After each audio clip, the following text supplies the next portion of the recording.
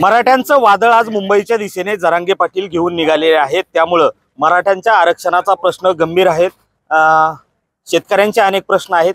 आपल्यासोबत बोलण्यासाठी खासदार राजू शेट्टी आहेत। मला सांगा, आज मराठ्यांचं वादळ मुंबईच्या दिशेने रवाना होते, काय एकंदरीत भावना आहे? खरं तर हे आंदोलन सरकारनं होऊनच द्यायला नको पाहिजे होतं। त्याच्या आधी मागण्या मान्य व्हायला पाहिजे होत्या, कारण विधिमंडळामध्ये सर्व पक्षीय आमदारांनी सगळ्या पक्षांनी आरक्षण द्यायला पाहिजे याबद्दल एकमत व्यक्त केलेलं आहे। त्याचबरोबर सर्व थरातून आरक्षणाला पाठिंबा मिळतोय। असं असताना सरकार विनाकारण एवढ्या सगळ्या लोकांना मुंबईला जायला भाग पाडतं। थंडीची लाट आलेली आहे, लोकांचे हाल होत आहेत। तेव्हा याच्या आधीच निर्णय घेतला असता तर निश्चितच चांगलं झालं असतं, पण अजूनही वेळ गेलेला नाही। तातडीनं सरकारनं निर्णय घ्यावा आणि कुणावरही अन्याय करून मराठ्यांना आरक्षण द्या असं मराठा समाजाने कधी मागणी केलेली नाही आहे। तेव्हा या संदर्भामध्ये सरकारनं सकारात्मक भूमिकेने या सगळ्या प्रश्नाकडे बघितलं पाहिजे असं माझं मत आहे। रामलल्लाच्या प्राण प्रतिष्ठाची स्थापना होते। 22 तारखेचा माहोलही खूप सुंदर आहे।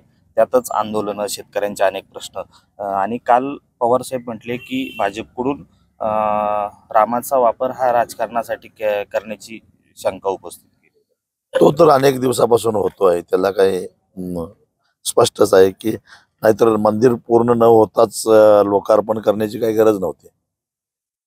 शेतकऱ्यांचे अनेक प्रश्न प्रलंबित आहेत। तुकारांनाही अटक केली जाते, आंदोलन दडपण्याचा प्रयत्न होतोय। कुठंतरी दडपशाही होते, 100% होते। आणि ही अशी दडपशाही सगळ्याच सरकारांनी आतापर्यंत केलेली आहे आणि त्यामुळे शेतकऱ्यांचे प्रश्न अजून जटिल झालेले आहेत। गेल्या 7-8 महिन्यामध्ये शेतकऱ्यांच्या आत्महत्येमध्ये 2.5% वाढ झालेली आहे। म्हणजे एक प्रकारे या सगळ्या व्यवस्थेचे जे काही लाभधारक आहेत त्यांचे हात शेतकऱ्यांच्या रक्तानं रंगलेले आहेत असं म्हटलं तरी काही चुकीचं ठरणार नाही। गंभीर आरोप करतायत, मात्र लोकसभा तोंडावरती आहे। स्वाभिमानीची रणनीती कशा पद्धतीने राहील?